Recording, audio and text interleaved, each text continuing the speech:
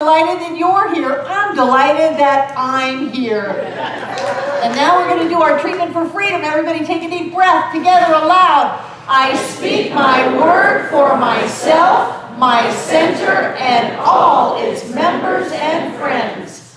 I know love as the only reality. I am created out of love. Love is what I am. I know this love as absolute freedom in every area of my life, the life of my center, and all who call it home. I know our center's mortgages are paid in full, and I claim for all of us financial freedom with all debts paid and cleared. I release any sense of struggle or wrongdoing. I live in an abundant universe where there is more than enough for all. We experience freedom in every moment by always having more than enough money, vibrant health, and loving relationships. We are who we have come here to be. With hearts open wide, we see the world through the eyes of love. We are blessed, we are rich, and we are free, and so it is. And our 5 points of power. I always pay attention. I always tell the truth and tell it quickly. I always ask for what I want when I want it. I always take total responsibility for my experience. I always keep my agreements. Wow, and so it is. Yay, yay. Good morning, good morning, good morning. Good morning. I love cameras. Tell the truth and tell it quickly. And I love our summer prosperity class. I love learning how to create money. Because I don't know if you do this, but I have done this much of my life, and I certainly was an expert before I found this teaching, that I would use money as the excuse for everything. Well, you're just not a nice person. Well, I don't have any money. Well, you aren't looking too good. Well, I don't have any money. Well, you're making dumb choices in life. Well, I don't have any money. Things that are ridiculous to blame on money, I would blame on not having any money. And the more that I blamed not having any money, the more I didn't have any money. So I love the prosperity class, and I love this book. Thank you, Joe. South Carolina Joe. Thank you, Joe, for showing me that book. And frankly, I think that maybe he watches us online because sometimes I think that you're quoting me. A Happy Pocket Full of Money. It's pure science of mind. This is a gentleman who lives in Ghana. And I am so inspired by the idea that developing countries are using and teaching prosperity principles to raise their people up to higher levels of life. Higher levels of life where there's more than enough of whatever it is. It's very hard to attack a country that's financially stable. Did you know that? Yep. Countries that are in the pits financially, they get attacked. But countries that are financially stable, it's hard for them to be attacked. They're good, they're solid, their community is good, they're not attackable. So I love this book, A Happy Pocket Full of Money, and thank you, Jenny, for the plug that even if you're not going to take the class, get the book because it's a great book, it's a great read. He's a good writer, which I appreciate. And I wanted to look at this idea of starting with teaching principles of prosperity because that was so important to me. And so my title is Anyone Can Do This. Because if I can do this, anyone can do this. Oh, well, Barbara Waterhouse, you got it all together. You were just born all powerful and clear and manifesting. And no, I wasn't. I wasn't born that way at all. I was in a very not enough environment in my early years. Not enough money, not enough food, not enough time, not enough energy, not enough hygiene. You know, I was banned from certain houses in the neighborhood because I was a ratty little kid that smelled bad. And so there was a consciousness of not enough that I then brought into my life. And even though my first husband, I'm sure that I married him so that we could have this wonderful child that we had, but I thought I was marrying him for his money. The funny thing was, as soon as we got married, he didn't have any money. My consciousness. And so there was a time in my life, it was 1977, and I was dying. I don't know if you've experienced that. I wasn't physically dying. My soul was dying. I was in a little tiny town in central Florida called Wauchula, which was the cucumber capital of the world. I was married to someone that didn't get me at all, and I just was so stifled that I knew if I stayed there, I would physically die. And so I found an opportunity and I ran. I ran all the way to the other side of the country, hoping to have my life get better. You know, I ran away from my first husband thinking he was the problem. He wasn't the problem. I ran away trying to effect a geographical cure. The changing of the scenery didn't change things. But while I was out there, inside of 2 weeks, I managed to lose every penny that I had. I had a 3-year-old child, and I was homeless, broke, pretty destitute, and sleeping on someone's floor while my son slept on their couch. And one morning, they came out, and honestly, they kind of nudged me with their foot, you know, a little kick to the body on the floor, and said, "We're going to church. Do you want to come?" And I thought, I'd been raised Methodist, and Methodists drink coffee, so I said, "Do they have coffee?" And they said, "Well, yes, they do. They have coffee there." I said, I'm in, and off I went to a little Science of Mind center in Eugene, Oregon, and I heard for the first time concepts that I knew in my soul. I knew I had gone through everything I had gone through to be at that moment, to have let go of everything that I owned, everyone that I knew, any idea of what the future held, and to hear those ideas, that we are all one, that there's a power and a presence within you, that you can create your life. I had never heard anything like that. I had heard that I was a very, very, very bad girl, that I had done things that I should be ashamed of, and that whatever God was just out to get me in particular.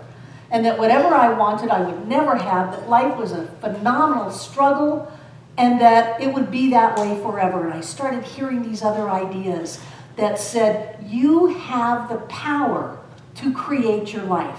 You're creating your life already. So I immediately went into neurotic blame, started beating myself up for all of the things that I had created, but there was something in me that knew this to be true. I was 23 years old when I first heard these ideas. This August, it will have been 39 years, I'll be in my 40th year in this teaching. And I have done my best to live these principles. And I'll grant you, it wasn't easy, because I was coming from way behind to where these ideas wanted to take me. I was coming from this idea that said there's something inherently wrong with me. You can't let yourself be seen. The idea that I would stand on a stage every week was completely impossible. I was afraid of my own shadow. I had to teach myself how to speak out loud. When I was in ministerial school, I would read Ernest Holmes books in my bedroom out loud, so that I could get used to the sound of my voice, because I was shy doesn't even touch it. I had such horrible self-esteem that I just wanted to blend into the background and not have anyone hurt me. And then I started getting in touch with something, and I did the whole thing. I did the index cards where I wrote affirmations and taped them on the refrigerator and the bathroom mirror in my car and all of that, so I would see things. I read everything I could get my hands on, because I so wanted to believe that life didn't have to be the way that it was, that it could be easier, it could be better, maybe it could even be good. And during this time, for those of you who still think that I came into this teaching on top of it all, I had a 3-year-old child, I was on welfare, I was on food stamps, and I was giving plasma twice a week to round out my meager budget. Plasma is where you give a pint of blood and they spin it and take the plasma out, and then they give you back your red blood cells, which are freezing cold, and then they do it again. And then you do that twice a week. And if you do it twice a week for a whole month, you get a $5 bonus at the end of the month because you kept all of your appointments. So I was literally allowing myself to be bled to try to get a handle on my life. But at the same time, I knew that I didn't have much to lose. This was not a great life worth holding on to. Oh, I want to hold on to my food stamps. I didn't. Oh, I want to hold on to my welfare. I didn't. Oh, I want to keep giving plasma. I didn't. I wanted to do whatever I needed to do to create a life that was better than the life that I had. And anyone can do this. But it takes courage, and it takes strength, and it takes commitment. That's why when people come up into my office and they say, oh, I want to learn how to have prosperity, I want to have, they don't ever say that. They say, treat for me for money. Well, what's holding you back from having money? Because the entire universe is trying to give you millions and millions of dollars right now. What's holding you back? Well, it's the dirty, rotten rackenfratchet that lives next door. It's the person that I'm in relationship with. It's because I don't have any money. If I had money, then I could accept more money. That's all a crock. It's our stinking thinking that keeps us broke. It's our unwillingness to let go of our past story and to allow ourselves to move into a new us. It is the way that we see the world, that there's an outside God that wants to hurt us, that there are people in our lives that can take things from us, that there are random germs that can attack us. It is the way we see ourselves that determine what we have in our pocket. And so I share that with people, and they don't want to hear it. No, treat for me to have money, and I want to stay the way that I am. It will never, ever happen. Even if you get money, you're going to blow it. That's why people who don't change win the lottery, and then their life is worse off than it was before. Because it takes the inner change to create the outer demonstration. But I guarantee you, and I've staked my life on this, I'm moving into my 40th year in this teaching. If you get a hold of your thoughts, you can get a hold of your life. If you stop going round and round in victimization and blame and, oh, the world's going to hell in a handbasket and the politicians and they're all crooks and this person and that person. No, that will cost you money. You might as well start peeling every dollar you've got in your pocket out and setting it on fire to allow yourself to indulge in that negativity, that limiting belief, that idea that there's anything outside of you costs you your fortune. So if you don't have your fortune right now in your bank account, what are you doing to stop it? Because I know beyond a shadow of a doubt, if you are clear about who you are, your life will show it. Demonstrations will happen out of the blue. Things will come together to lift you up. You'll meet that person. Something will open up. I know that if you get a hold of your thinking, everything can change. And I don't care what has gone on. I don't care what you've done. I don't care what anyone has done to you. There is no other. It's just you and God. And God's chasing you around this world saying, I have your fortune. Here, just stop a minute and let me give it to you. Just stop and breathe and open up and accept and stop blaming. Stop looking outside of yourself. Stop going round in circles. I have that fortune that you've been wanting, that you've been longing for, that you know you deserve because it's there. You know, we never want anything that's not here. That would throw the entire space-time continuum out of whack. The only things we can want are things that already exist in some level. So your fortune is here. Your physical healing is here. Your true love is here. Your happy life is here. If you will be willing to look at yourself in the face and say no more, I no longer will allow myself to be ruled by fear.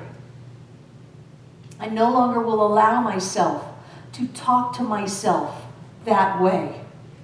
I no longer will allow myself to live a small life. I'm not going to do it because what's in store for me is so much bigger than what I've had in the past that I don't want to hold on to the past. I want to let go completely and jump forward into my future. I deserve to live the life that I was created to live. You deserve to live the life that you were created to live. There's nothing stopping you except what's going on in here. So what I want to say to you today is that it's time to come out of the shadows. It's time to stand tall. It's time to live the life that you were meant to live. It's time to be who you have come here to be. The time is now. If not now, when? When? You're going to do it in 10 years? Oh, I'll just suffer for another 10 years. And then I'll really work on myself, and I'll really get clear, and I'll really listen to what I'm saying, and listen to what I'm thinking, and challenge what I feel. If it's anything less than, I am wealth, I am abundance, I am joy, which is the mantra all through that book. It's so wonderful. I am joy. I am God. I remember the first time someone tried to explain to me that I was God, I thought that was the most ridiculous thing I had ever heard. I knew what God was. God was a faraway being. God was scary. No, that's what I am. That's what you are. You are that spark of the divine let loose on planet Earth. This is a place where we do the impossible regularly. This is a place where we make dreams come true. We do it by challenging ourselves. We do it by rising up. We do it by standing tall. We do it by beginning to embrace the idea that maybe it's possible. The child that I was had no business growing up to be the woman you see here today. The thing that happened was me. It was divine intervention. But it wasn't something outside of me. It was me hearing this and believing it. Maybe I was gullible, I don't care. Believing that that was possible, that in this life laid majesty, that in this soul laid glory. And if I did it, I know that you can. And if you and I can do it, anybody can do this. And so it is.